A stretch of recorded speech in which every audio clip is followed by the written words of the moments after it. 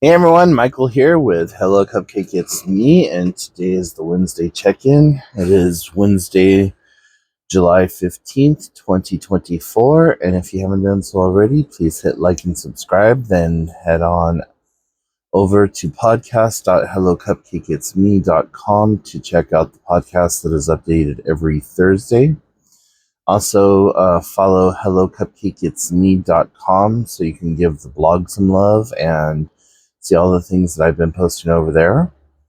And make sure to follow me on TikTok for TikTok Tuesdays and all the other social medias. And check out my book, Carpe Diem Scroto 365 Daily Affirmations, found at www.cdsthebook.com. So, hello, how is everyone? I am doing okay. In a little bit of pain this morning.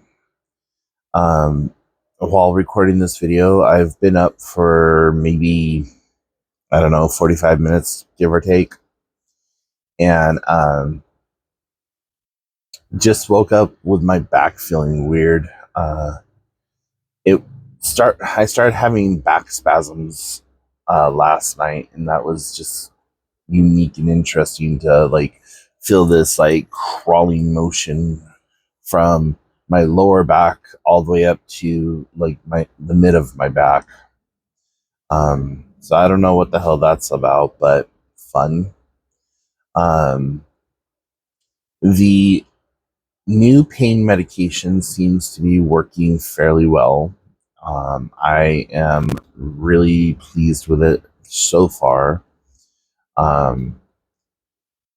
For those of you who have not seen the video of me talking about getting put on pain medication, I believe it was last Wednesday. I went to the doctor because the muscles in my legs were not, they were just not, they were staying contracted and just balled up cramp pain. And so my first night of taking that, and then when I woke up in the morning, I felt freaking amazing. Now, the pills give me some very vivid, life altering kind of dreams, which, I have already. If you've watched any of my previous videos or listened to the podcast or whatever, you'll know that I have some pretty far out there dreams. So these dreams that I've been having have been longer, more involved, and just deeper than any of the others I've had in a long time. So I don't know if it has something to do directly with medication or if it's just allowing me to be so relaxed that I stay in REM sleep longer. I actually slept, I think I slept with my watch on last night, so I might be able to see what my sleep was like.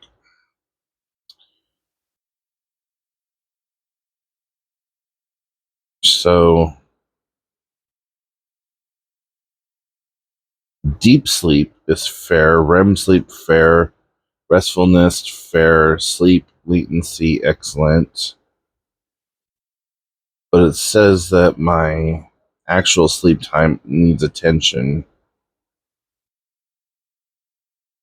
So, my total sleep was 5 hours and 58 minutes. I went to sleep at 2:44 a.m. and woke up at 8:42 a.m. Actual actual sleep time 4 hours 48 minutes. It says actual sleep time needs attention. I don't know what that means. So it says that I was awake for 1 hour and 10 minutes, REM sleep for 51 minutes, light sleep for 3 hours and 33 minutes, and deep sleep for 24 minutes. I had a blood oxygen of 95, um, snoring 25 minutes. The lowest my heart rate got to was 69. Respiratory rate was 17.1 times a minute. So, yeah. Um, there we go. uh, so, anyways, yeah, just feeling pretty good with the medication that I'm on right now, and just everything else. So, I have been in some really stressful situations the last few days. And my stress monitor is like, dude, what the fuck? Calm down. Like, it's in the red. It's sending me like graphs and telling me all these other things. Um, I don't know how to deregulate stress. It's something that I'm going to have to talk to my therapist about today. I'm actually going to be writing a list of things that I need to make sure that we go over. Stress deregulation is going to be one of them, and hopefully we can figure things out. Um, so Sunday, I called a friend and had them take me grocery shopping, and I love this person, but they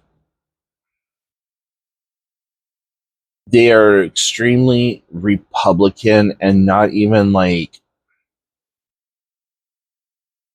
well educated public Republican. Like, if they read it on ketchupforpatriots.com, by the way, a that's not a working URL, but if they read it on that and then um, maybe heard it on Fox News or something like that, then it is scripture. And always has a but to the I love you. And it's like, okay, cool. But I ended up spending most of the money that I needed to get through this month um, on buying shoes for a child that did not have them. Um, is it or was it my place to do so? Absolutely not, but I did, because I see so much of myself in this child. I see so much of my own childhood traumas being relived in real time with this child. And I was just like, why is this kid being put on not even the back burner, but just the back of the cupboard? Like, they haven't even made it to the stove a lot of times. And, I was told that the child was being forced to wear shoes that were 2 sizes too small, and that no one was buying shoes for this child, or let alone any like schooling supplies or anything else. And I'm just like, what the actual fuck, you know? And I know what it's like to be the poor kid. I know what it's like to not have the nicest of clothes because your caregivers, your guardians, your parents, your whatever just didn't do that for you. Um, my dad was amazing in the fact that he made sure that my needs were met. But you talk to my sister, and it's a completely different story. Um, and one thing I had to I had to hear from another person to make this make sense to me, but just because we're siblings and we grew up in the same house does not mean that we grew up with the same parents.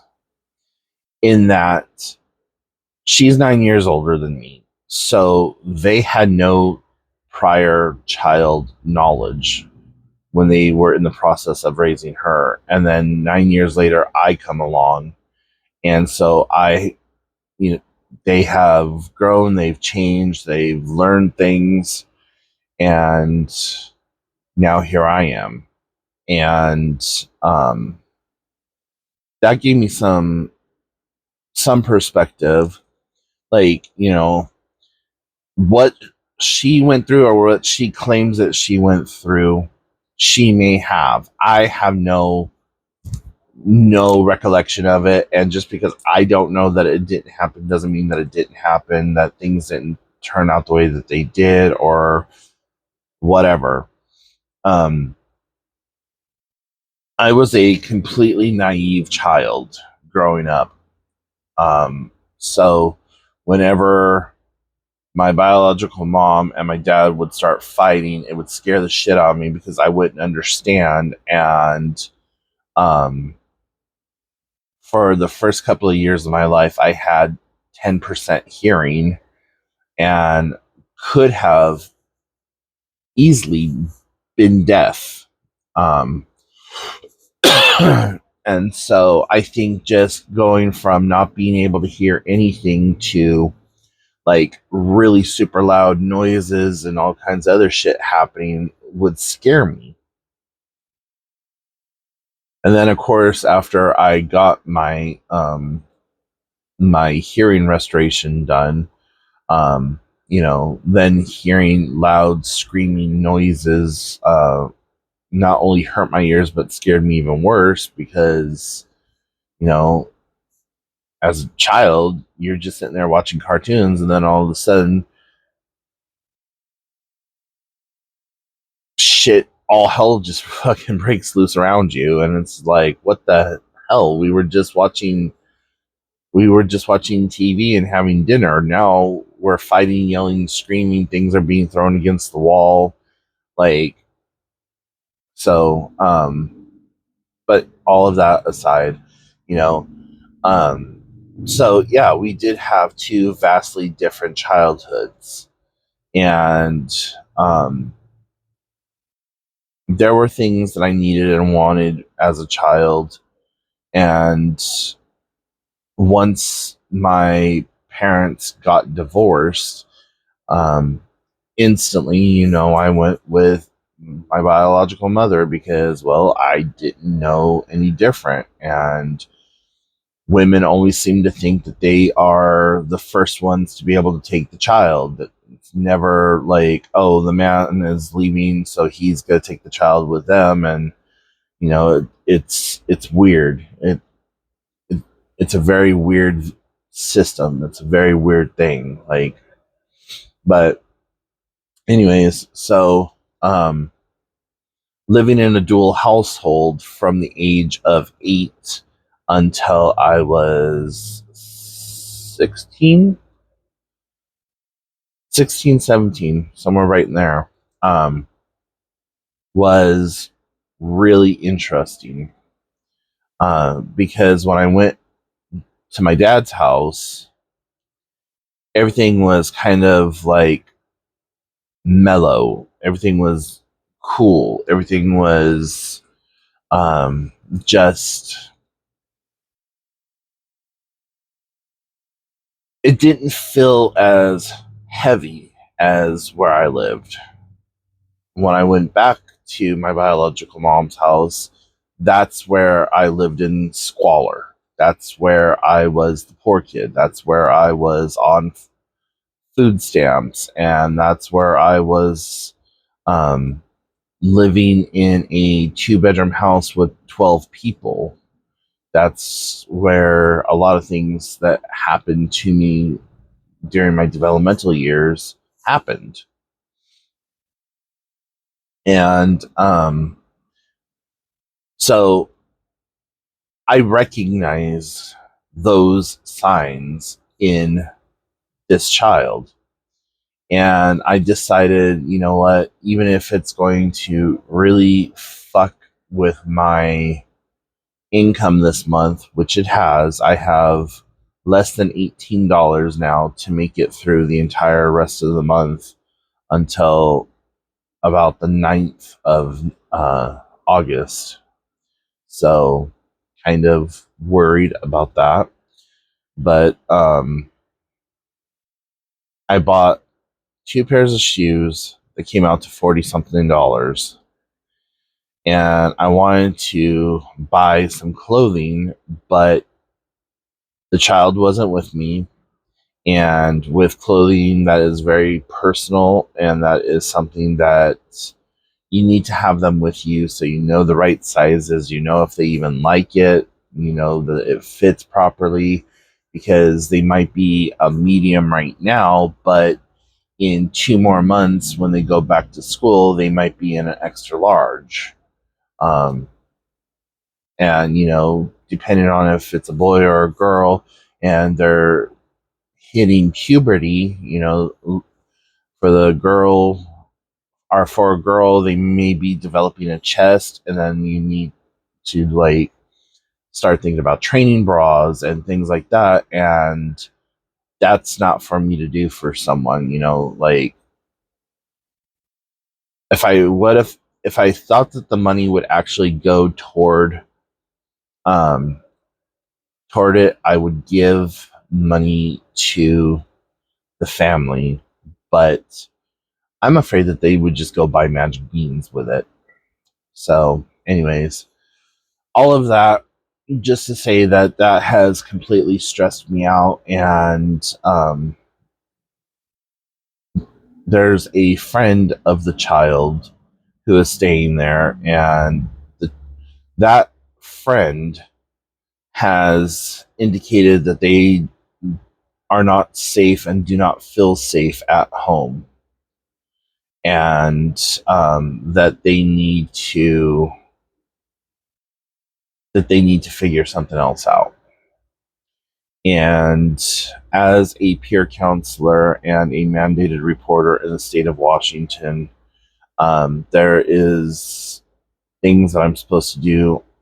I'm instantly supposed to start taking note of what is being said, how it's being said, possibly even recording the conversation, um, and things like that.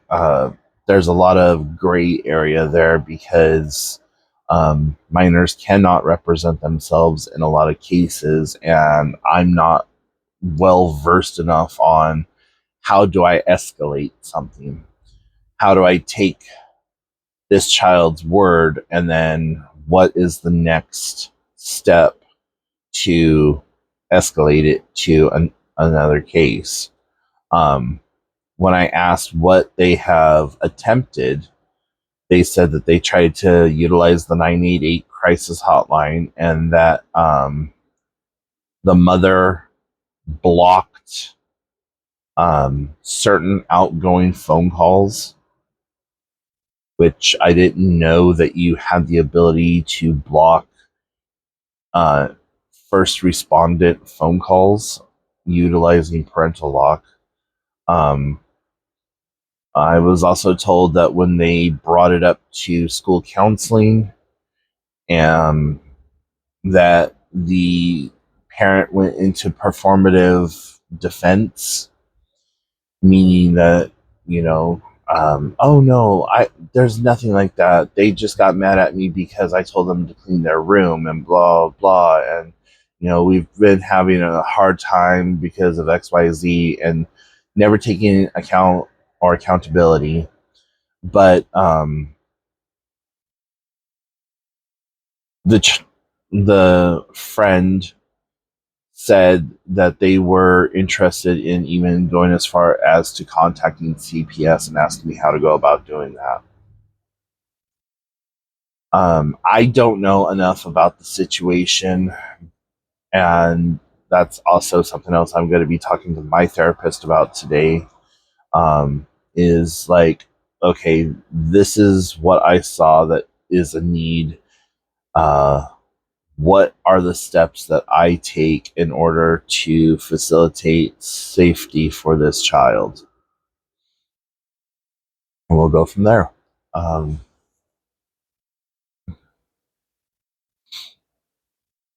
so, yeah. Um,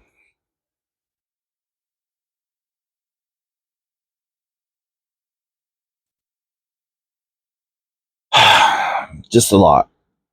A lot is going on.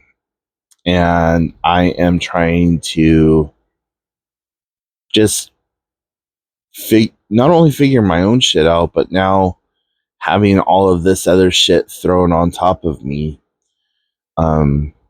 I'm trying to like decipher what the universe is trying to, what lessons I'm trying to learn from this, or that I need to learn from this. And so yeah, sorry that I'm really kind of somber right now. A lot of it is the fact that I'm just waking up, and um, that it is so early in the morning, yet so hot outside. It's already registering as 75 degrees, and there was a weather warning issue saying that we could see weather in excess of 85 degrees today. So, not looking forward to that, but thankful I don't have to be outside in it too much today, if at all. Um, I do need to go to I do need to try to get to the food bank, though. That is one thing I really should do and need to do, because I am running out of staples, and with the with the money that I don't have, I have less than $25 that I have allocated for food. I have bought, I did buy some good food this month. Got myself a couple of cartons of strawberries for like $2. Bought a bunch of yellow tag chicken and broke those into individual packages. I got myself a big tub of spinach and broke that into individual little baggies, and then put that in the freezer. The strawberries, I cut them all up and put those into little individual baggies, wrapped those all up, stuck those in the freezer. Um, Bought a couple of big packs of chicken that was like 10 or 12 um, thighs with the skin, the bone and the skin. It was like $9. Yellow tag, $9. Original price was $15 or $16. And so broke those down into individual baggies, so I can just grab a baggie and I know that I have my protein. And then I bought a bunch of like frozen vegetables this time around. So grab that, grab protein, or grab the protein, grab the vegetables, and then whatever side that I decide to go along with that, which um, I got some mashed potatoes, some uh, pasta, and I also got some instant rice. And I am a rice poor. I absolutely love rice. So 9 times out of 10, if I'm having anything to do with chicken, there will be a rice dish of some sort. So yeah, and the staples that I need for myself is just mainly canned goods, some canned fruits, canned vegetables, some canned beans, things like that. So the food bank actually opens up in about 10 minutes, and it goes until noon. And there is probably a really big line of people right now. So I think I'm gonna wait until 10:30, about 10:30 or 11, and then head down to go see what I can get, and maybe grab a couple of fresh vegetables, maybe some potatoes if they have it, or some leeks. Since my last two leeks decided that they wanted to sprout plants, so yeah, so that's what I have on the agenda for today is possible uh, food bank run and mental health, and a lot of just sleeping and conserving energy because it's going to be freaking hot. So um, I'll have more to talk about tomorrow after today when I have finished my therapy session, and I will fill you in on the podcast. So if you have any questions, comments, concerns, put them in the comment section down below. And remember, you are doing the best you can with what you have available to you. In a world full of Karens, be somebody who cares in the world and be yourself. They'll adjust. And until next time, I will talk to you then. Bye, everyone.